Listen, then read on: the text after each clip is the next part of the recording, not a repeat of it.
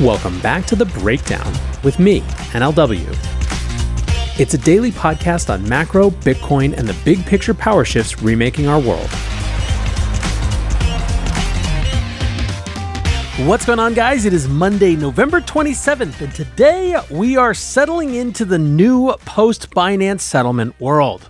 Before we get into that, however, if you are enjoying The Breakdown, please go subscribe to it, give it a rating, give it a review, or if you want to dive deeper into the conversation, come join us on the Breakers Discord. You can find a link in the show notes or go to bit.ly/breakdownpod.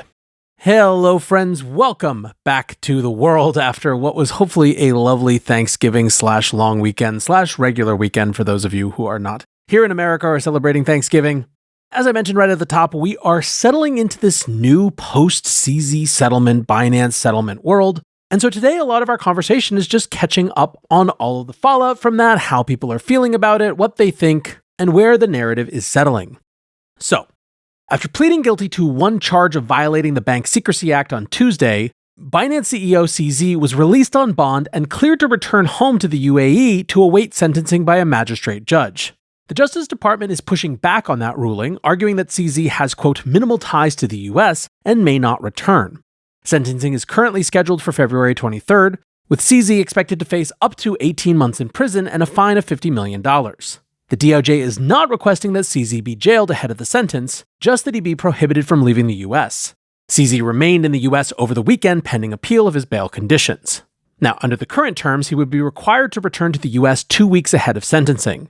During the Tuesday hearing, CZ said that being forced to remain in the US would represent a hardship for himself and his family. He said that his wife and children could not relocate to the US for the next few months. The magistrate presiding over the plea hearing asked prosecutors whether CZ voluntarily coming to the US to surrender on charges meant that there was no serious flight risk. Prosecutors said there was a material difference between voluntarily presenting to be charged and returning to face potential prison time. Lawyers representing CZ responded in a Thursday filing, reinforcing that he was not a flight risk. The partially redacted document said that, quote, based on all the relevant facts, including Mr. Zhao's voluntary self-surrender, his intent to resolve this case, and the sizable bail package he proposed, Judge Tsuchida found that Mr. Zhao represents no risk of flight, even when residing in the UAE.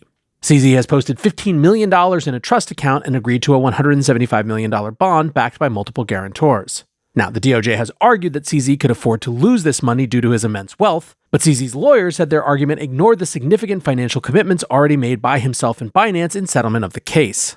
They wrote, against the weight of all this information and the court's consideration of it, the government provides no meritorious or additional basis to insist that Mr. Zhao remain in the United States, away from his family for months between his plea and sentencing. In a Saturday night response filing, the DOJ suggested they could argue for a much tougher sentence. They wrote, the defense claims that Mr. Zhao faces merely a brief sentence and has no incentive to flee. The reality is that the top end of the guidelines range may be as high as 18 months, and the United States is free to argue for any sentence up to the statutory maximum of 10 years. As the defense will certainly emphasize at sentencing, Mr. Zhao has a family and has never spent a day in custody. The penalties he faces at sentencing will no doubt seem significant to him, and that weighs in favor of the responsible restrictions the United States proposes. So, the matter is expected to be returned to court imminently. There are a few different ways to get a read on this. One thing that's clear is that the DOJ is definitely making an overt threat that they could push for 10 years. Does that mean that they are unhappy with CZ returning to UAE? Maybe it wasn't part of the deal. Does it represent them feeling like they need to apply some pressure now to get an additional cooperation? Or is it simply them being pissed off about CZ saying that the platform is fine and that assets are safe? Basically, there could be something that was different between the negotiations and the public statements, or it could be the DOJ having second thoughts about the deal that they cut, or it could just be a show of strength for media purposes. Basically, the thing to watch out for is whether this is all just bluster, or whether something has gone wrong behind closed doors, and the resolution ends up being less smooth than it seemed like it would be at the end of last week. Now, holding aside that specific speculation, the world is certainly adjusting their outlooks based on the changes wrought by the settlement in this case. For example, a JP Morgan research report said that the Binance settlement is positive for the crypto industry as well as for the exchange. The report, released on Thursday, said that the settlement deal, quote, would see significant reduction of a potential systemic risk emanating from a hypothetical Binance collapse. They added that it reinforces a, quote, ongoing shift towards regulated crypto entities and instruments which have been the objective of US authorities post-FTX's collapse. Basically, the general idea is that the uncertainty around the resolution of Binance's legal issues has been weighing on crypto markets, giving institutional firms and investors a reason to stay away. With the collapse of Binance now seemingly off the table, JP Morgan analysts believe that one of the last major risks has been removed. Notably, this is exactly what myself and many others said as the news was breaking about CZ and Binance's settlement. Now, JPM also notes that Binance will likely benefit from this risk being taken off the table. They note that both the trading division and the BNB Smart Chain business could stabilize following the settlement. The report noted that Binance has been bleeding market share throughout the year on the back of legal uncertainty. Analysts wrote, its market share loss should be contained going forward and perhaps partly reversed once the implications from this settlement on Binance's operations and business model become more clear. Now again, what's notable about this is not particularly the novelty of the analysis, as it reflects much of what the industry thought, but it's noteworthy because of who's saying it and to whom. This is JP Morgan, not us on the Breakdown podcast, and they're talking not to you awesome people, but to their investing clients. Now, relatedly, investment management firm Bernstein have said that Binance will likely continue to dominate the international crypto industry following their settlement. In a report released on Wednesday, the firm noted that there was no rush for the exits, with net outflows contained below $1 billion on Tuesday. Since then, outflows have slowed to a trickle, with less than $75 million in net outflows over the past day. Bernstein analysts wrote that, quote, reputation with retail non-US customers has remained strong throughout the crisis, end quote. Bernstein suggested that Binance would remain an insignificant entity in US markets and would face new competition from Coinbase's offshore derivatives exchange and newly regulated exchanges based in Hong Kong and Singapore. The report argued that Binance's complete exit from the US would mean continued dominance of onshore and incumbent exchanges in the US. It noted that US asset managers are moving forward with ETF applications that would bolster the importance of Coinbase, which is acting as a custodian and surveillance partner for many of the products. Analysts wrote, in our view, this is the final straw before the establishment feels comfortable to approve a regulated Bitcoin ETF. Lastly, they noted that they believe that Binance has adequate funds to settle the $4.3 billion fine without impacting operations. Now, one more report on this ETF idea. Matrixport echoed the sentiment around it being now inevitable. They wrote, with this plea deal, the expectations for a spot Bitcoin ETF might have increased to 100% as the industry will be forced to follow the rules that TradFi firms must follow. Matrixport also argues that Binance will likely remain a top 3 exchange in the near term. Now, as far as their operations go, Binance appears to be sticking to their core business without missing a beat. Since the Tuesday announcement, multiple new meme coins have been listed with options to trade derivatives using high leverage. Newly appointed CEO Richard Tang attended the Abu Dhabi Grand Prix on the weekend to unveil a fan-designed sponsored helmet worn by Pierre Gasly. Sentiment for Binance's future outside of the US appears generally positive. Danny Chong, the co-founder of DeFi protocol Tranchless, said, in terms of dominance, we could see Binance maintain or even strengthen its market position. The resolution of these legal issues should reinstall confidence in the exchange, and funds that were previously pulled for safety measures may flow back. Arthur Chiang, CEO of Defiance Capital, was pessimistic but expressed a fairly limited downside, stating, I think their market share will gradually decline from here, but will still be in the top 3 exchanges for the foreseeable future. I do think new management teams means the focus is less on product innovation and will be more on compliance and institutionalization of the company. So expect less vibrancy. Kraken co-founder Jesse Powell also had really interesting thoughts, saying that the Binance settlement had leveled the playing field in the US and that, quote, the game feels a bit more fair. He continued, the last 12 months have answered 2 nagging questions from shareholders. 1, how are they going so fast? 2, how are they getting away with it? Trust me, any day now, ... is only believable for so many years. It's hard to keep faith while your market share dwindles, and the only enforcement that's happening is against the good guys. Fortunately, we have very long-term oriented shareholders who understand that this holy mission is a marathon, and that we must lead by example. Unfortunately, many of our like-minded responsible peers perished while waiting for justice to arrive. For them, there is no solace.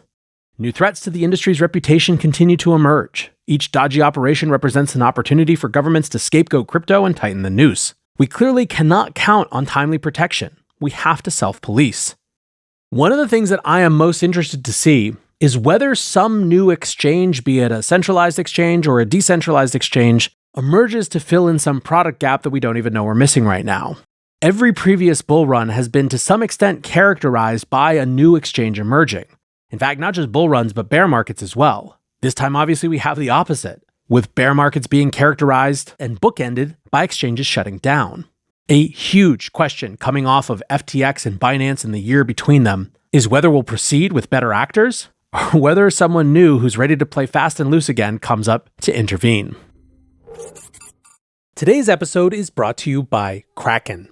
For far too long, the whole financial system has been standing still, too slow, only on for certain hours, overly designed for some types of people, but not for others. Crypto, at its best, represents progress. It asks the question, what if? It invites people in instead of leaving them out. It's on 24/7, 365, and moves at the speed of real life. Not everyone believes it. We've got our fair share of detractors, but that's the way it always is when you're building something new. Kraken is a crypto company that has been through the highs and lows of the industry, facing forwards towards progress throughout. And now they're inviting us to see what crypto can be. Learn more at kraken.com/thebreakdown. Disclaimer, not investment advice. Crypto trading involves risk of loss. Cryptocurrency services are provided to U.S. and U.S. territory customers by Payward Ventures Inc., PVI, DBA, Kraken. Now, a couple more stories on similar themes to close out the day. Tether and Bitfinex have agreed to drop their opposition to a New York Freedom of Information Law request. The request was brought by a group of journalists, including Bloomberg's Zeke Fox, the author of Number Goes Up. The firm said that the move was part of their, quote, unwavering commitment to transparency and the belief that we have nothing to hide. However, they said that transparency does not mean a wholesale release of all of our documents. Indeed, a blog post from Tether expressed concerns about prior reporting in major financial publications. They specifically highlighted reporting from Fox, which they said, quote, sometimes extended beyond the boundaries of professional journalism. Fox's book had been particularly critical of Tether's use in criminal activities, including so-called pig butchering scams. Since publication, Tether has frozen over $225 million linked to these scams in collaboration with the DOJ. Tether said that they were, quote, open to constructive engagement with journalists and regulatory authorities who adhere to ethical reporting standards and respect data privacy boundaries. They urged journalists to engage in, quote, responsible document review and handling before any public disclosure. Now, Tether lost a string of appeals against the FOIL request from Coinbase, leading to the disclosure of documents in June. The documents were related to the New York Attorney General's lawsuit in 2019, which questioned Tether's reserves. The stories coming from those FOIL documents were a little out of date by the time they were released, and confirmed that Tether held substantial amounts of commercial paper as part of their reserves, but they really didn't contain any massive revelations. Now, also last Tuesday, Tether disclosed some additional details on their collaboration with U.S. law enforcement. In a blog post discussing recent cooperation with the DOJ, Tether noted that they have, quote, recently onboarded the United States Secret Service into its platform and will be working with the Federal Bureau of Investigation to do the same. The move was said to be an extension of a current initiative to provide support to victims of crimes under investigation by the DOJ. Tether's former CTO and new CEO, Paolo Ardoino, said, Tether remains steadfast in its commitment to supporting law enforcement efforts and aiding victims in their recovery. We condemn the misuse of USDT or any cryptocurrency for illicit purposes and are fully committed to collaborating with global law enforcement agencies. They said that their collaboration with the DOJ stands as a, quote, tangible testament to the enduring relationship between the cryptocurrency industry and law enforcement agencies. Now, why is Tether related to Binance? Well, because frankly, what we are doing right now, the process that we are in the midst of, is a knocking down of all of the big risks that overhang the industry. After FTX, the biggest that everyone was focused on was GBTC/DCG, and of course, Binance. Now, DCG and GBTC still aren't fully resolved, but obviously Grayscale has had some success in the courts, and Binance appears to be a lot better resolved than a lot of people thought. Naturally, that means eyes go to the big 800-pound gorilla in the room, Tether, which, depending on your point of view, is the biggest disaster waiting to happen at all, or the most inappropriately maligned of all crypto assets. In either case, at least for now, it seems like there is active cooperation between them and US authorities, so who knows? Now, wrapping up on some of the cleanup from the last set of bad actors, a court in Montenegro has approved Do Kwon's extradition after he finishes serving his prison term. The disgraced Terraform Labs founder was sentenced to 4 months in prison on document forgery charges. The court found that extradition requests from both the US and South Korea were valid. The Montenegrin justice minister will ultimately decide where to send Kwon. He is set to face criminal charges related to the collapse of Luna ecosystem in each jurisdiction, along with civil regulatory lawsuits. Now, updates from Montenegro have been patchy and lacking details, so we don't have a clear understanding of when Kwon's prison term will be complete. He was sentenced in June, but has fought an appeal since then, and presumably his 4 months will be up soon, and it now appears that the extradition process is moving along. Meanwhile, Sam Bankman-Fried's latest request to be released from jail has fallen on deaf ears, with the Court of Appeals denying his application on Tuesday. Sam will now remain in jail pending his sentencing hearing on March 28th. The clerk of court wrote, "We have reviewed the additional arguments and find them unpersuasive." The court noted that Sam had attempted to tamper with 2 witnesses ahead of his trial and ruled, quote, "The record shows that the district court thoroughly considered all of the relevant factors, including his course of conduct over time that had required the district court to repeatedly tighten the conditions of release." Meanwhile, the Wall Street Journal has provided some new reporting on how SBF is spending his time behind bars at the Brooklyn Metropolitan Detention Center. According to the WSJ, Sam is sharing a unit with a former Honduran president and a recently convicted senior police officer from Mexico. He has also apparently discovered that federal prisons no longer use cigarettes as unofficial currency among inmates following smoking bans. Instead, inmates apparently use pouches of preserved fish purchased from the commissary to trade with one another.